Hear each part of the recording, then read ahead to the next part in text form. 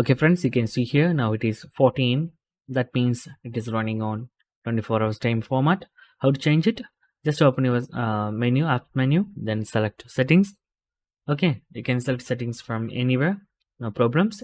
You can see here search settings, then go to bottom of the page, then select system, then select date and time. You can see here, open the date and time, and the bottom of the page there is an option use local default. Okay, you can see that. Simply turn off to change this AM, PM or 24 hours format. Turn off. Then you can see here currently it is now on 1441. So we are just turn off the settings, use 24 time format.